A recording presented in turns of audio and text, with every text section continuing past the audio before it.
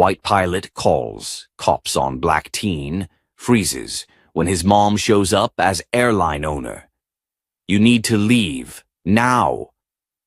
The sharp voice cut through the quiet hum of the pilot's lounge like a blade. 16-year-old Malik Carter froze mid-bite, his sandwich halfway to his mouth.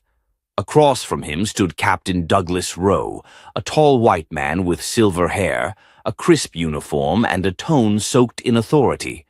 Around them, a few pilots looked up from their coffee, eyebrows raised but said nothing.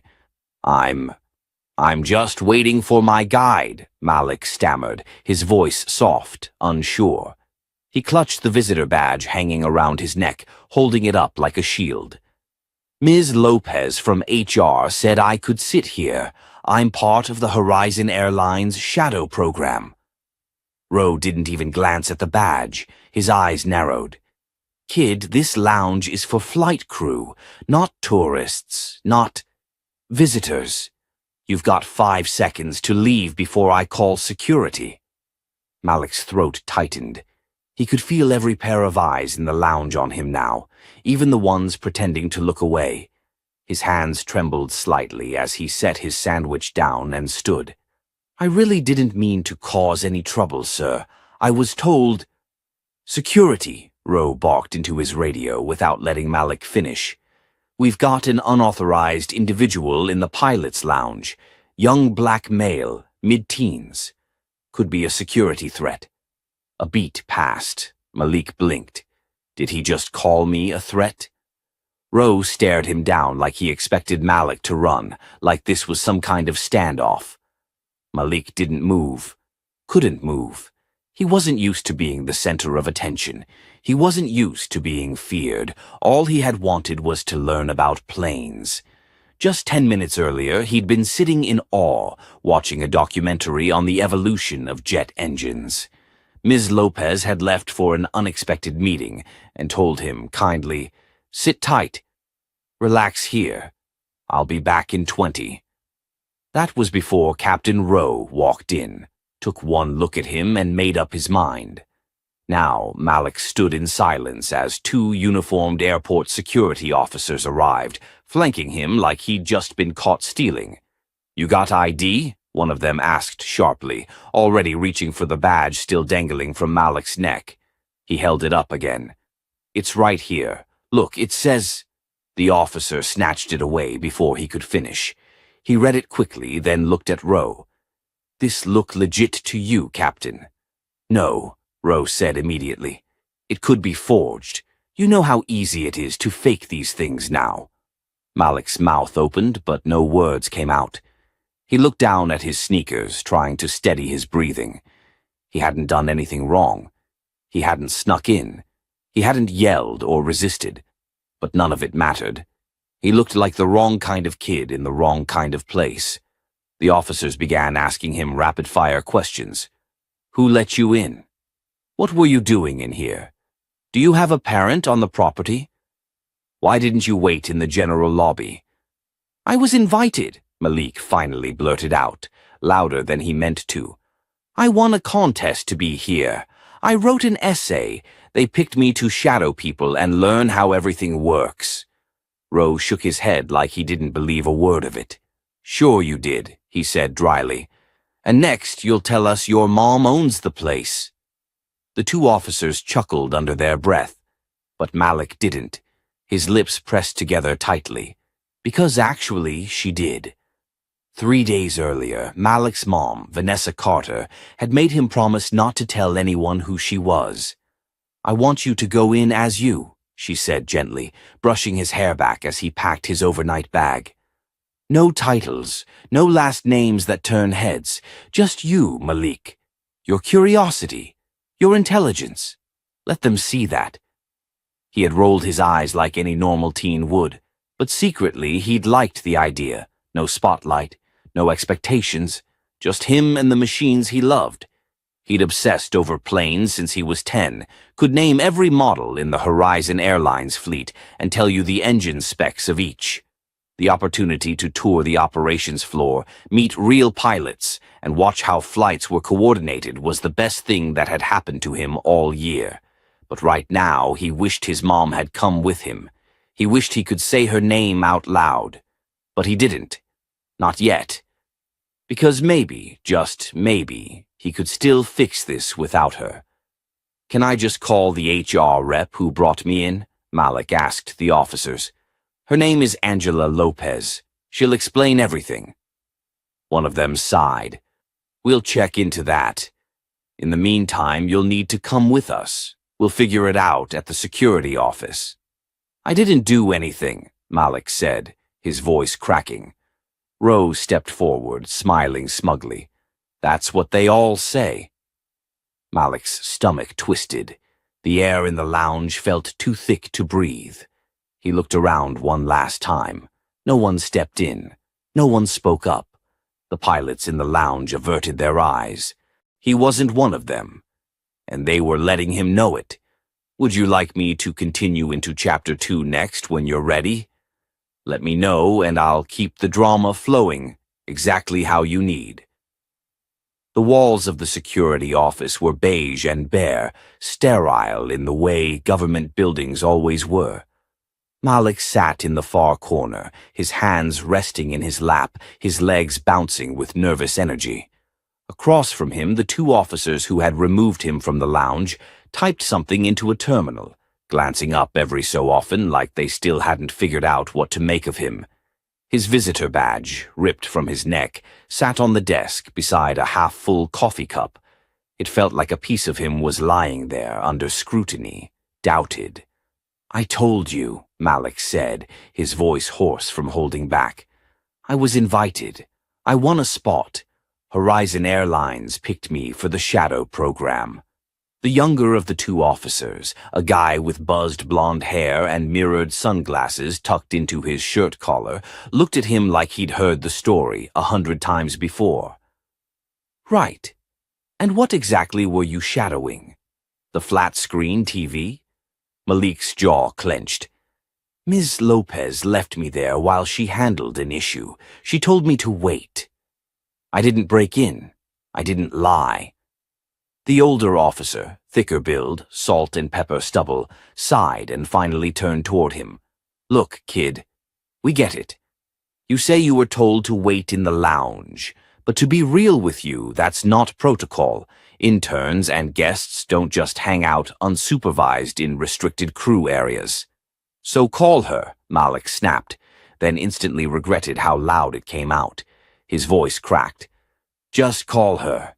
Angela Lopez, HR. She knows me." They stared at him a beat longer. Then the older officer grunted and picked up the phone. Malik looked down at his sneakers. The floor under him seemed to tilt and sway, like he was on a boat without balance. He hadn't cried yet, but it was close. Not from fear. Not exactly. From the fury of being stripped down to a problem before anyone even asked him why he was there.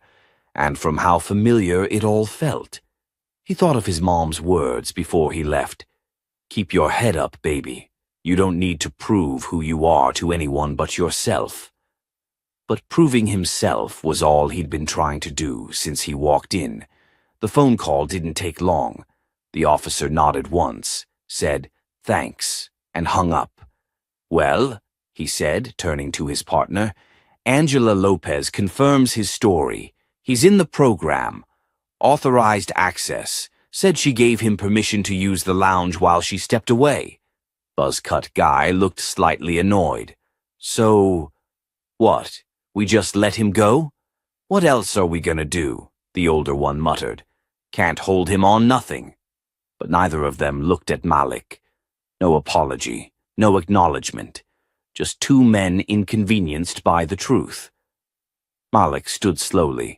"Can I have my badge back?" The officer hesitated a beat, then picked it up and handed it over without a word. Malik took it gently, brushing his fingers along the edge where it had snapped off the lanyard. He started toward the door, then paused. "You could have just asked me," he said, turning back, "instead of assuming I didn't belong." Neither of them said a word. He walked out. The terminal buzzed with normalcy. Gate announcements, footsteps, rolling suitcases. Malik's steps were slower now, like the weight of the last hour had settled in his chest. He made his way toward the elevators, looking for the HR office, trying not to think about how everything he'd hoped for today had turned into something sour. Then his phone buzzed. "Mom, call me." Now, he hesitated. He hadn't told her yet. He was planning to, after, when it felt more like a story than a scar. But she knew. Of course she did. He called. Her voice was clipped, controlled. "Malik, what happened?" He tried to soften it, tried to downplay the worst parts. "I was sitting in the lounge, watching a show like Miss Lopez told me. Then some pilot came in and freaked out, said I didn't belong, called security." "Which pilot?" she asked, voice sharp now. "I didn't get his name. Older guy, white, gray hair, thought my badge was fake." There was silence on the line. Then, very calmly, "I'm on my way." He started to protest. "Mom, no, stay where you are, I'll find you." She hung up. Malik stared at the phone, heart pounding again, but for a different reason this time. He knew what was coming. His mother wasn't just anyone. She was the owner and CEO of Horizon Airlines. And someone had just messed with her son. 20 minutes later, the shift in the air was impossible to miss. Malik stood in the hallway outside HR when the elevator doors opened. Out stepped Vanessa Carter, heels clicking against the tile, her fitted navy suit immaculate, her expression unreadable. She walked straight to him. "Are you okay?" she asked softly, searching his face. Malik nodded, eyes burning. "Yeah." She nodded once, then turned toward the hallway. "Where's the lounge?" "Upstairs." "Come with me." He followed, and as they walked, people started to notice. Employees whispered. Pilots stood a little straighter. Vanessa Carter moved with the kind of presence that demanded attention, and everyone in this airport knew who she was. By the time they reached the lounge, a small crowd had formed, curious, cautious. And then the pilot, Captain Douglas Rowe, stepped out, talking casually to a younger co-pilot. His eyes landed on Malik first, then on Vanessa, and the color drained from his face. She stopped just feet from him. "You called security on my son," she said evenly. "You accused him of forging a badge, of trespassing." Rowe's mouth opened, closed. "I didn't know he was your—" "That's exactly the problem," she cut in. "You didn't know. And you didn't ask. You assumed, based on his skin, based on his age. You stripped my son of his dignity, his confidence, and made him feel like a criminal for sitting where he was told to sit," he stammered. "I was just following protocol." "No, Captain Rowe. You were following bias." She turned to the crowd forming behind them. "I built this airline from nothing. I made it a place where people could dream. And today, one of my employees decided my son didn't belong. Not because of what he did, but because of what he looks like." Rowe's face was chalk white now. The silence was thunderous. Vanessa's voice dropped. "I'll be speaking to HR and the board about what accountability looks like." Then she turned back to Malik. "You ready to go?" He nodded. Together they walked away. But Malik knew this wasn't the end. This was the beginning, and the fallout had only just begun. The car ride home was quiet. Malik sat in the passenger seat, his shoulders stiff, his fingers gripping the seatbelt like it was the only thing keeping him grounded. His mother, Vanessa Carter, drove in silence, eyes fixed on the road, but mind clearly elsewhere. The tension between them wasn't from anger. It was weight. A shared weight neither wanted, but both knew how to carry. Malik finally broke the silence. "I didn't want you to find out like that." Vanessa didn't respond right away. She made a turn, then glanced over at him. "You think I'm upset with you?" He shrugged. "I didn't handle it right. I didn't push back. I just froze." "You shouldn't have had to push back," she said quietly. Malik looked down at his hands. Still, I should have done something. Vanessa exhaled slowly. You did. You stayed calm. You didn't lash out. You remembered who you are, even when someone else tried to tell you otherwise. There was a pause. Captain Rowe won't be flying any time soon. Malik looked at her, surprised. You already made that decision? I didn't need to sleep on it, she said, her voice firm. But HR's doing their full review, the footage, witness statements. I want this documented, publicly, not swept under a rug. Malik nodded, but his voice was still quiet. It's not just about him. I know, Vanessa said, her hands tightening on the wheel. It's about what he represents, and how many people like him are still out there making calls based on a glance. We're going to change that. They pulled into their driveway, a modest home in the suburbs. You'd never know the woman inside owned one of the largest airline companies in the country. But Vanessa had never been one for flashy things. She built her empire quietly, methodically, one decision at a time. Inside, Malik went straight to his room. He didn't even drop his backpack. He just sat on the edge of his bed, staring at the model planes on his shelf. His collection. From a little plastic Cessna to a perfectly scaled Boeing 787. He'd spent years dreaming of being up there, not just flying, but commanding. And today someone had tried to take that away. There was a knock on his door. Vanessa stepped in, holding 2 mugs of hot cocoa, his favorite comfort drink since he was a kid. He smiled just a little. Isn't this supposed to be the other way around, me bringing you something after a long day? She handed him the mug. We take turns. They sat in silence for a few moments, sipping. Then Malik asked, What if you weren't you? Vanessa blinked. What do you mean? What if you weren't the CEO? What if you were just some mom? Would anyone have believed me? Would anyone have helped? Vanessa didn't answer right away. No, she said finally. They probably wouldn't have. Malik looked down at his mug. That's what scares me. Vanessa reached over, touching his hand. Then we fight for those who don't have someone to step in for them. You and me. Malik looked at her, something sharpening in his eyes. How? I'm working on that, she said with a faint smile.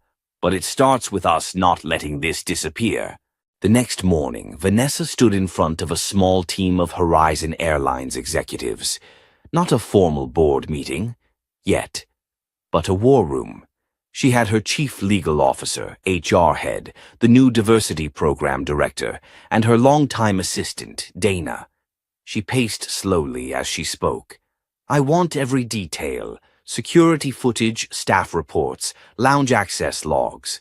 I want to know exactly how protocol failed yesterday, and why. Dana tapped on her tablet. We've already reviewed most of the footage. Malik never left the designated waiting area. Rowe initiated the confrontation within 2 minutes of entering. 2 minutes, Vanessa said flatly. Did he check credentials? Call HR? Confirm anything? The HR director shook her head. He said the badge looked fake. That was his justification. Was it scanned? No. Vanessa looked around the room. Then we have a bigger problem than just Captain Rowe. There was a pause. The diversity director, a tall woman named Alicia Grant, finally spoke up. I know what you're thinking, that this was a one-off, but it's not. I've been here 6 months, and I've already had 3 junior staffers come to me about similar treatment from senior crew. Why haven't I heard this? Vanessa asked sharply. They didn't file official complaints. Too scared. Said they didn't want to risk their jobs. That hit hard. Vanessa sat down slowly. We built this company to represent something different, she said, to prove that excellence doesn't have a color, that the sky belongs to everyone. Alicia nodded. Then we need more than damage control. We need reform. Real policy changes, anti-bias training that's mandatory, a mentorship initiative, transparent accountability. Start drafting it, Vanessa said. All of it. And schedule a town hall. I want to speak directly to our employees. Dana looked up. You're going public with this? Vanessa's eyes hardened. Yes, and I'm using my voice the same way my son used his badge, with the expectation that it will be respected. Meanwhile, at school, Malik sat quietly in the back of his AP chemistry class.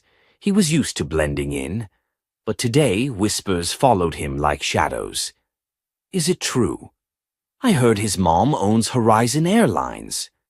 Dude, did the pilot really call the cops on you? He ignored most of it, but at lunch a few kids from his STEM club sat at his table, without asking. One of them, a girl named Zoe, leaned in. You good? Malik hesitated, then nodded. Better than I was yesterday. She gave him a nod of approval. You know, what happened sucked, but you being here, still showing up, kinda inspires the rest of us. He blinked. Me? Zoe smiled. Yeah, you. Malik didn't know what to say, but for the first time since the incident, he didn't feel like he was walking alone. Later that evening, he found himself in the kitchen while Vanessa was on a Zoom call with a journalist. She had one AirPod in, pacing as she spoke. Yes, I'll confirm that it was my son, but this isn't about him being the son of someone powerful. This is about what it means to be a young black boy in a place where people assume you don't belong. We are going to address that, not just with apologies, but with systemic change. Malik leaned against the doorway, watching her. And for the first time, he didn't just see his mother.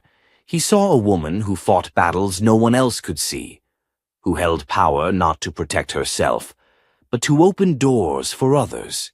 And he knew then that this wasn't just his story. It was their fight, and it had only just begun.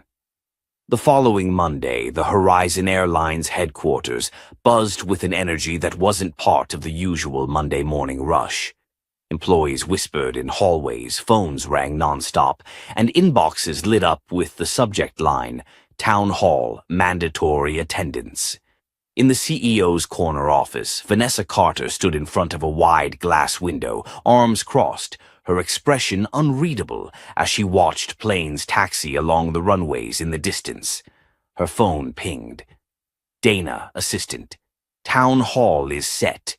Everyone's confirmed. Senior staff, pilots, ground crew, corporate. Live stream links ready too. 11 o'clock sharp. Vanessa typed back, Perfect. Let's make this count.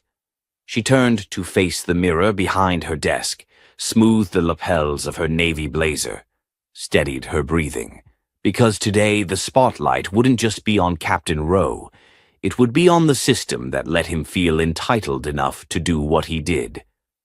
Malik sat in the front row of the large auditorium, alongside Dana and Alicia Grant. He wasn't just a silent observer anymore. His presence was intentional, a symbol. People turned to glance at him as they filtered in, curious, unsure. Some smiled, some avoided eye contact. A few, mostly pilots in uniform, whispered in hushed tones. Vanessa stepped onto the stage precisely at 11 o'clock. The chatter died instantly. She didn't stand behind the podium. She didn't read from a script.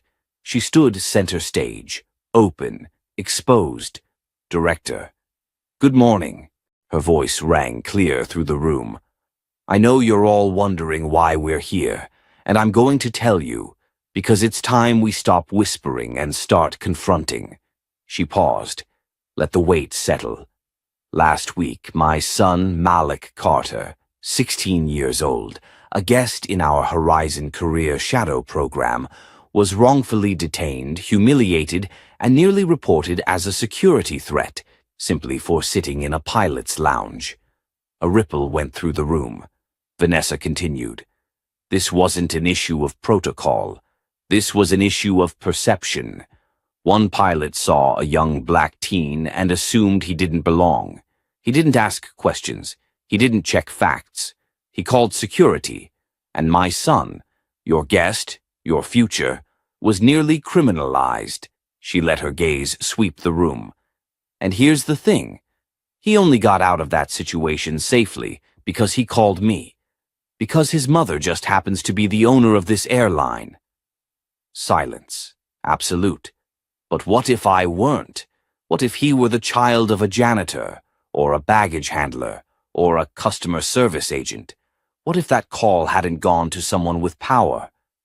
She let the question hang. The answer is simple. He wouldn't have been believed, and that is unacceptable. Now the crowd was fully locked in. No phones, no murmurs, just eyes, wide and heavy. Vanessa stepped closer. This is not a witch hunt. Captain Rowe has been suspended pending a full investigation. But this is not just about one man. This is about culture. It's about systems that allow prejudice to masquerade as professionalism. She motioned to Alicia, who stood up and walked over with a folder. Today we are launching the Horizon Equity and Access Initiative. Mandatory anti-bias training for all staff. Yes, including pilots and executives. A new review board for discrimination complaints, led by third-party oversight. And a mentorship program pairing young talent from underrepresented communities with senior leadership. Applause started softly, then grew. Vanessa held up a hand to pause it. And one more thing. She turned toward the giant screen behind her. It lit up with a new logo. The sky belongs to everyone. Then came the first image, Malik, standing beside Captain Amara Johnson in the cockpit, both smiling. Behind them, a caption, Future in Flight. Malik blinked fast. He hadn't known they'd used the photo. But he didn't look away. Vanessa's voice softened. This is about more than policies. It's about changing what we believe when we look at someone. It's about whether we see threat or potential. She nodded once. And that change starts now. The applause this time was louder. Not polite, not restrained. Real. After the meeting, as the crowd dispersed, a few people approached Malik. Hey man, that was powerful. Respect, said a ground crewman with grease on his uniform. A female pilot in her late 40s stopped beside him. My daughter's in high school too. Thank you for being brave, for speaking up through your silence. Malik didn't quite know what to say, but he nodded. Later that evening, Captain Rowe sat alone in a meeting room with an HR representative and legal counsel. His expression had shifted from indignation to unease. You're not terminating me? He asked. No, said the HR rep. Yet. You'll go through the review process like anyone else. But this is insane, Rowe insisted. I was following safety protocol. No, said the rep calmly. You were following your instinct. And your instinct was biased. That's the issue. Rowe leaned back. So now I'm racist? That's not for me to say, the rep replied. But I suggest you reflect. Because whether you meant to or not, you made a 16-year-old boy feel like a criminal. And your career depends on whether you learn from that. Rowe didn't respond. He wasn't used to being on this side of the table. Meanwhile, at home, Malik sat on his bed, reading messages from strangers, students, aspiring pilots, even airline staff from all over the country. Thank you for standing up. Your story made me cry. I want to be a pilot too. I hope I can meet you someday. He turned to his mom, who stood in the doorway. I didn't know just existing could be activism. Vanessa smiled, tired but proud. Existing as your full self, in a world that tells you not to? That's the bravest activism of all. He set the phone down. I want to do more. You will, she said. Then she added, but tonight, we rest. You've earned it. Malik nodded, exhaled deeply. But somewhere inside he knew. This wasn't the end. It was only the beginning. The air inside the house was unusually still as Malik stood in front of the bathroom mirror, brushing his hair. The morning sun filtered through the window behind him, casting long golden rays across the tiled floor. He took one last look at his reflection, adjusted the collar of his Horizon Airlines Youth Ambassador jacket, and nodded to himself. Today was his first official mentorship session. Vanessa peeked into the bathroom doorway. "You ready, Mr. Future Pilot?" Malik grinned. "Born ready." Vanessa smiled, but behind her confident expression, her mind was racing. The media storm surrounding the incident with Captain Rowe hadn't died down. It had only morphed. While most of the public had rallied in support of Malik, especially after the footage leaked online, a smaller, more vocal group questioned the suspension. Another overreaction, just a misunderstanding. Can't even do your job without being called racist anymore. Kid was where he shouldn't have been. Vanessa had received anonymous emails, so had her executive team, and this morning she'd gotten a text from the head of security. "Thought you should see this." A pilot anonymously filed a grievance about the new protocols, complaints of reverse discrimination. Says the culture is becoming hostile to white employees. Vanessa had stared at the message for a full minute before locking her screen. The resistance was starting to take form.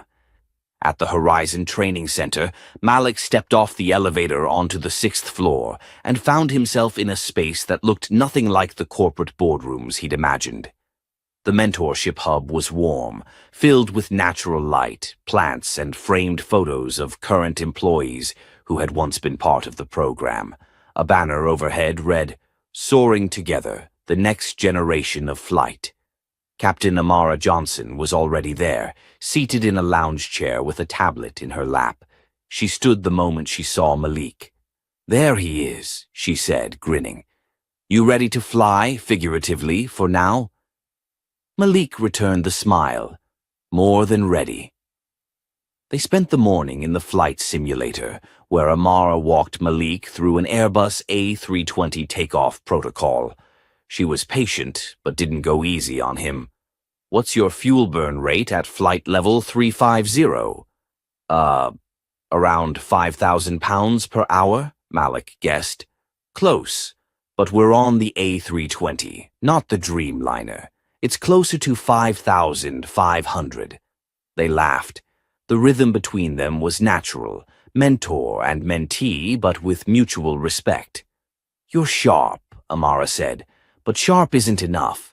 You need to know how to navigate egos, doubt, and outdated systems. This job isn't just about flight controls. It's about staying level when others want to throw you off course." Malik nodded. "I've been learning that lately." Amara's smile faded into something more serious. "I heard what some of the pilots have been saying," she said. "And I want you to understand something." She paused. "They're not mad at you. They're scared of change. They see someone like you rising fast and assume it means there's less space for them. That's not how it works, but fear doesn't care about facts." Malik leaned back in his chair, the words landing heavier than expected. "I just don't want to be a symbol," he muttered. "I want to be a pilot." Amara studied him. "Then be both. Symbols fade, but pilots, we leave contrails." Back at HQ, Vanessa sat in a private conference room with two members of the board, both older white men who had been with the airline since its early regional days. "We've been getting pressure," said Roger Ames, the CFO. "From partners, legacy captains, even some unions." Vanessa folded her arms. "Let me guess. They don't like the new equity protocols. They're saying you're moving too fast, that it feels aggressive." Vanessa's expression hardened. "They watched a child get humiliated and criminalized. The only reason we even had to intervene was because he called the right person. That's not aggressive. That's reactive." David Mercer, the other board member, sighed. "We're with you, Vanessa, but we're advising you to tread carefully.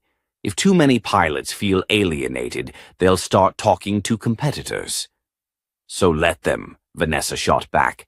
I'm not interested in retaining people who think bias is an acceptable part of protocol. She stood, preparing to end the meeting. This isn't about politics, it's about human dignity. We don't get to build an industry that glorifies flight and then clip the wings of the people who dream to join it. Neither man argued, but they didn't nod either. As Vanessa left the room, she exhaled sharply. Being right didn't make change easier. It made it harder. That evening, Malik was on the couch, laptop open, watching YouTube clips of pilot tutorials. He paused when his phone buzzed. A DM from a classmate he hadn't spoken to in a while. "Hey, saw the news. Didn't know you were into aviation like that.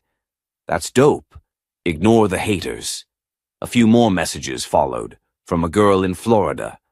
"You're inspiring. My little brother wants to be like you." From a student pilot in Denver. "Had something similar happen to me during ground school. Keep pushing, man." Malik smiled. For every troll, there were 10 voices rooting for him. But then he opened his email. One subject line made his breath catch. Urgent. Suspension of Captain Whitman. Overturned. Reinstatement effective immediately. He sat upright. What? He opened the message. It was a forwarded memo from an anonymous employee. Due to lack of formal evidence and strong pushback from Pilot Union Council, Captain Whitman's full suspension is rescinded. She is expected to return to active duty next week. Malik stared at the screen, disbelief giving way to anger. They were letting her come back? After everything? His fingers hovered over the keyboard. He wanted to scream, to throw the laptop across the room, but then he heard his mom's voice, her actual voice, from down the hallway. "Malik, dinner's ready." He shut the laptop gently, and he got up. Because this wasn't over, not even close. The airport cafeteria buzzed with quiet chatter as employees filtered in and out, grabbing late lunches or bad coffee. Malik sat near the corner of the staff break room, hunched over a paper cup and a turkey sandwich he wasn't really eating. His phone lay face down on the table, but his mind was replaying the email like a glitching loop. Captain Whitman. Reinstated. He hadn't told anyone yet. Not even Vanessa. He wasn't sure if she already knew, or if she was in meetings, building legal plans behind closed doors. All Malik knew was this. They weren't done. Across the room, he spotted Ethan Kim, another student in the Horizon Mentorship Program. Ethan waved, then hesitated before walking over. "You okay?" Ethan asked, slipping into the chair across from him. Malik didn't answer right away, his jaw clenched. "They're reinstating her," he said flatly. Ethan's brow furrowed. "What?" "Captain Whitman. She's coming back. Next week." Ethan blinked. "But after everything?" Malik leaned back in his chair, arms crossed. "Apparently, the union didn't like the optics, said there wasn't sufficient procedural cause, said it was all too personal." He air-quoted the words bitterly. Ethan shook his head. "That's insane." "Welcome to the sky," Malik muttered. There was a beat of silence between them. Then Ethan leaned forward. "You know what that means, right?" "What?" "She's not just coming back, she's probably gonna try and spin it. Victim card, damage control. It's not over." "I know." Upstairs, in a secured conference room, Vanessa stood before a screen displaying an internal report. Her executive team sat quietly, eyes scanning the pages. The words were cold, calculated. Pilot reinstatement, legal context, union demands, media strategy. She flipped to the next slide. Proposed public statement. We remain committed to diversity and due process. Vanessa let out a dry laugh. That's their idea of accountability? Her assistant, Rachel, spoke up carefully. The legal team says if we push too hard, the union could file a formal grievance. They have clout. influence. I have something better, Vanessa replied sharply. The truth. She turned off the projector. Captain Whitman didn't make a mistake. She made a judgment, based on race, appearance, and power, and now they want to hand her a clean return? Number, not if I can help it. Another executive, Jordan, chimed in. Vanessa, the board is nervous. They're whispering about optics fatigue. They think you've made your point. Vanessa walked to the window, staring out at the planes moving slowly across the tarmac. I didn't set out to make a point, she said quietly. I set out to protect my son. She turned back to the room. But if I've got to fight the system from inside to protect 100 more kids like him, I'll do it every single day. The following morning, Malik received a surprising call. Malik, this is Captain Amara Johnson. Got a minute? Of course, he said, instantly alert. Meet me at hangar 3 in 20. Bring your ID badge. 20 minutes later, Malik entered the cavernous hangar to find Amara waiting beside a Horizon Airbus A220. The smell of fuel and hydraulic fluid hit him like home. What's this? He asked, eyes wide. Your first solo cockpit walk-through, Amara said, grinning. I figured you could use something to remind you what you're fighting for. She handed him a checklist and motioned to the stairs leading into the aircraft. Malik climbed the steps, entered the flight deck, and sat down slowly in the captain's seat. He ran his hands over the controls, feeling the quiet hum of the powered systems. It felt right. It felt real. Amara climbed in behind him. You know, she said, every system in this cockpit has a backup. Every process has a fail-safe. Even in a crisis? He asked. Especially in a crisis, she said. The plane doesn't care who's flying it. It only cares if you know what you're doing. Malik turned to look at her. And what about people? He asked. What's the fail-safe when they stop seeing you as one?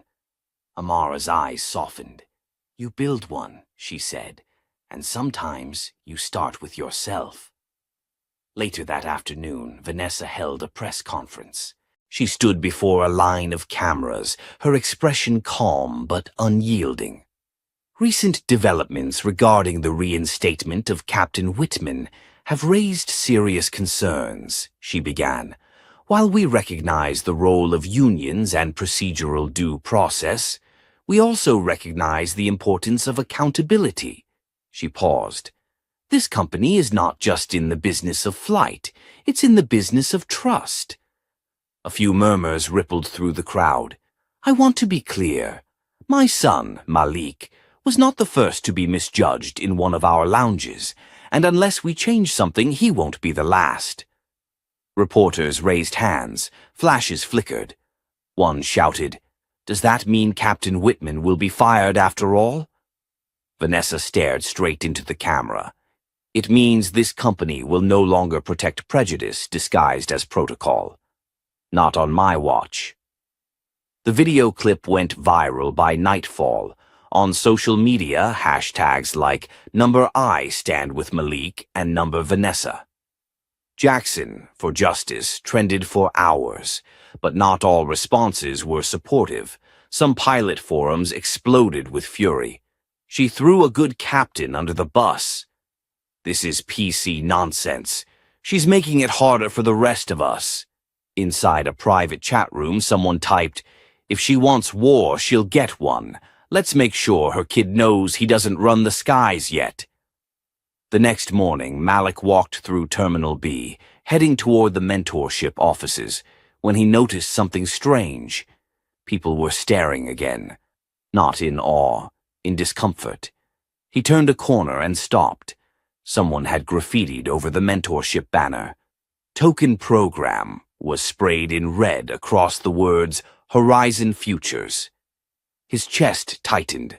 Amara rushed over moments later, already on her phone, calling facilities to report it. Malik looked at her. Still think the cockpit doesn't care who's flying it? Amara met his eyes. No, she said quietly. But we do. This time, when Malik got home, he didn't go straight to his room. He found his mom at the kitchen table, surrounded by papers, statements, media scripts. He set his backpack down. "We can't let her come back." Vanessa looked up. "I know." "No," he said again, firmer this time. "We can't just release statements or wait for PR to smooth it over." She leaned back, studying him. "What do you suggest?" Malik hesitated, then took a breath. "We make it undeniable. We show everyone. The footage, the badge, the protocol. We expose the whole pattern." Vanessa nodded slowly.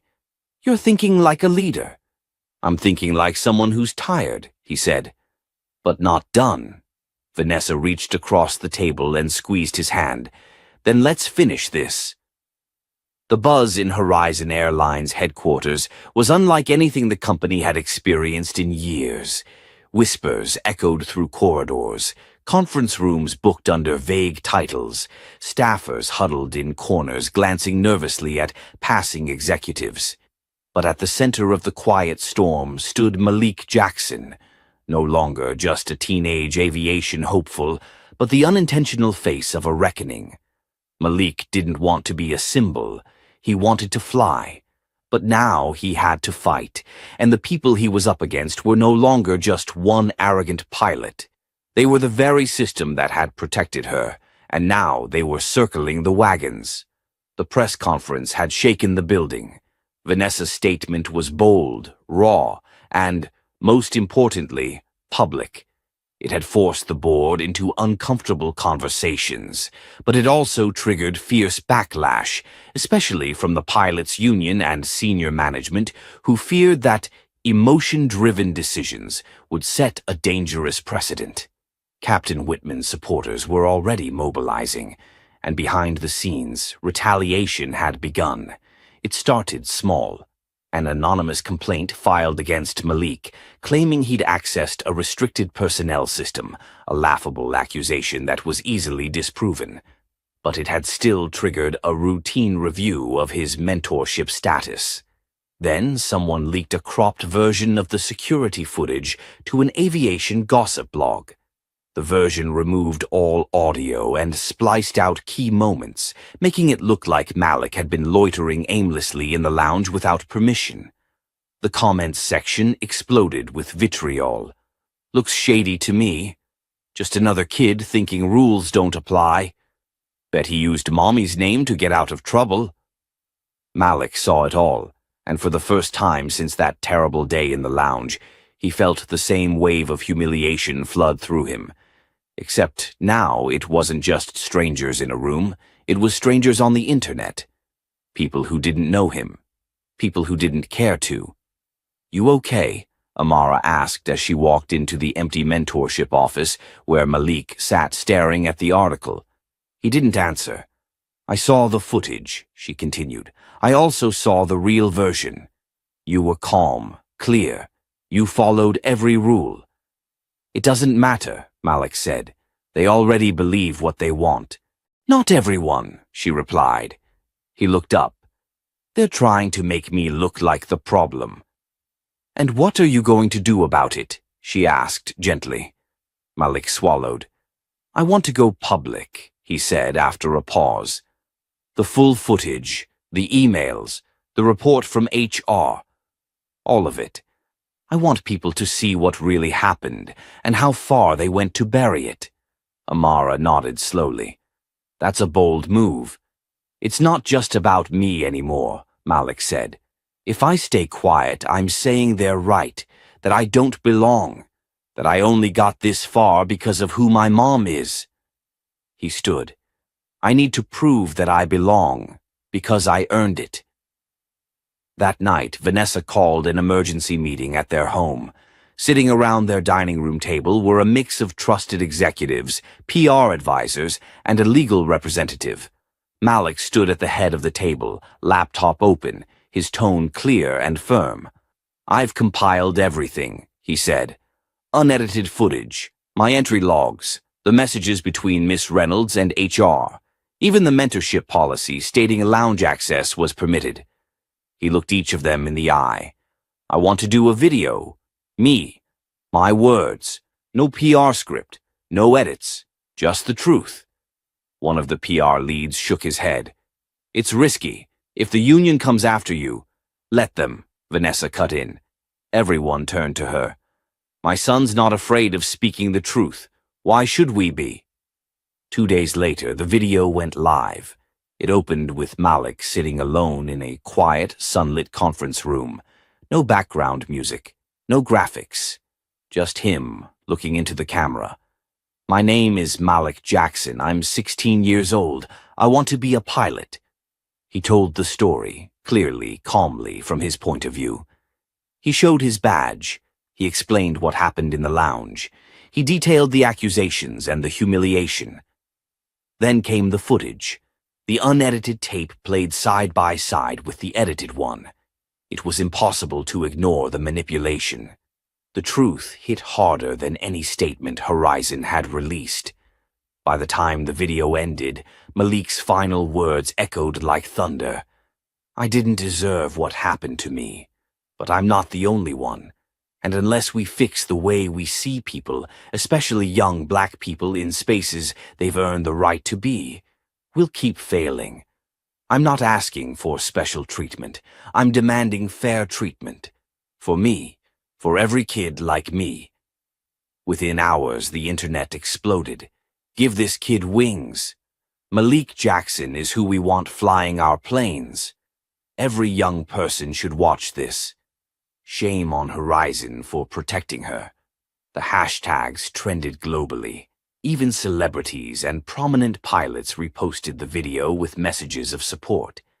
Inside Horizon's boardroom, the mood had shifted from damage control to outright panic. The union scrambled to respond. Captain Whitman, who had been quietly preparing to return to work, was now facing a PR nightmare. A leaked internal message showed she had referred to the situation as a PR stunt orchestrated by the CEO's brat. The backlash was swift and unforgiving.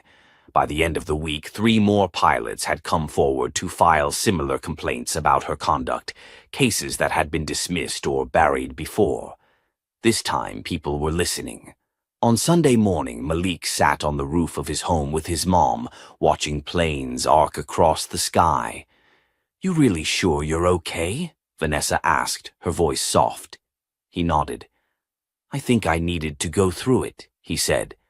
Not just for me, but for everyone watching. Vanessa looked at him, proud and pained.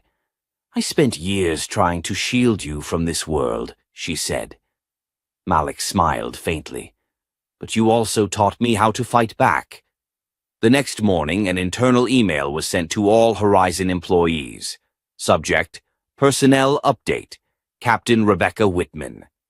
Effective immediately, Captain Whitman has been terminated for conduct, unbecoming of a Horizon Airlines employee and violation of our anti-discrimination policies. We are committed to creating a culture where every voice is heard and every person is seen. We thank Malik Jackson for his courage and leadership. The glass walls of Horizon Airlines headquarters reflected the morning sun like mirrors, bright, unbothered by the firestorm that had shaken the company from its foundation. But inside, everything had changed. Malik Jackson stood behind the podium in the company's main auditorium. Rows of students from the newly launched Horizon Futures Mentorship Program filled the seats. Young faces, diverse and eager, dressed in business casual, notebooks clutched in nervous hands. Most had never seen an aircraft cockpit in person. But they were here. They were curious. And more than anything, they wanted to belong. Just like he had. Malik took a slow breath. The crowd was quiet, waiting. He adjusted the mic. Hi, I'm Malik Jackson. I'm 16, and I still want to be a pilot. Laughter rippled lightly across the crowd. It was the kind of line that broke the tension. But behind the humor, there was purpose. Some of you might have seen my video. Some of you might have heard what happened to me here a few weeks ago. I'm not here to retell that story today. I'm here to talk about what came after. He looked out at the crowd, students of every shade, some squirming in their seats, others already nodding. What came after, he continued, was this. He swept his hand across the room. This wasn't here before. There was no mentorship program, no company-funded initiative to bring in students like us, no promise that someone would look out for you when things went sideways. But now, there is. A few students clapped, others leaned forward, listening closer. And it didn't happen because I got lucky. It happened because I told the truth. Because I didn't let someone else's assumptions define my worth. He paused. You'll face things in this world that'll try to shrink you. Try to tell you that you don't belong in certain rooms, or that success is only for certain people. I'm here to tell you that's a lie. More applause now, steady and swelling. He smiled, not cocky but calm, centered. And just in case anyone forgets, he added, my mom owns the airline. The room burst into laughter and cheers. Across the hallway, Vanessa Jackson watched from the side doors with Captain Amara Johnson. Her arms were crossed, but her eyes shimmered with something between pride and resolve. He's got it, Amara said. Vanessa nodded. Yeah, he does. The following week, Captain Whitman filed a grievance against the company, claiming wrongful termination, defamation, and discrimination against her. Her attorney tried to frame her as the real victim, arguing that the company had overcorrected under pressure. The case barely made it past the first hearing. Security footage, documentation, internal complaints, and public opinion all pointed one way. The judge dismissed the case with prejudice. But Vanessa had already anticipated something like this. She wasn't interested in just punishing one person. She wanted change that lasted. By the end of the quarter, Horizon Airlines had rolled out the SEE initiative, Systemic Equity and Empowerment. It included mandatory bias and leadership training for all senior staff and pilots, independent oversight for discrimination complaints, a publicly tracked hiring equity report, and most importantly, a board-funded endowment for underrepresented youth pursuing aviation careers. It wasn't a fix-all, but it was a start, and it didn't go unnoticed. CNN ran a feature, From Targeted Teen to Industry Changemaker, How One Boy and His CEO Mother Transformed Horizon Airlines. The story was picked up by The Atlantic, Forbes, and Jetstream Weekly. And soon, other airlines quietly began reaching out to Vanessa's office for consultation on inclusive reform. One evening, back at home, Malik and Vanessa sat on their porch watching the sky turn from gold to blue. A plane roared overhead. Boeing 737 MAX 8, Malik said without even glancing up. Vanessa chuckled. One day you're gonna be flying that thing. Yeah, Malik said, leaning back. But maybe. After college, I want to get my instructor's license. Teach too. Help other kids get in early. Vanessa turned to him. You sure? He nodded. I don't just want to fly. I want to open the hangar doors for people who think they'll never get inside. She smiled at him, a smile only a mother can give. That's bigger than a dream, Malik. That's legacy. 6 months later, in a hangar filled with folding chairs and camera crews, Horizon Airlines held the first Horizon Futures graduation ceremony. Malik gave the closing speech. Afterward, as attendees filtered out, a girl around 14 lingered near him. She had dark skin, tight braids, and a small notebook in her hands. Hi, she said shyly. I'm Jada. I just wanted to say thanks. Malik smiled. For what? She shrugged. For making me believe I can do this. My brother always said people like us don't get to fly planes, but now I think maybe he was wrong. He leaned down, signed her notebook, and said, he was definitely wrong. Epilogue. The photo hung in the main hallway of Horizon Airlines HQ. Malik, in a crisp training uniform, standing beside Captain Johnson and his mother, both beaming. Beneath it, a quote, "The sky doesn't belong to one kind of person. It belongs to all of us." Malik Jackson. If you believe in justice, equity, and stories that matter, subscribe, like, and share. Because the more voices we lift, the harder it becomes for anyone to silence them.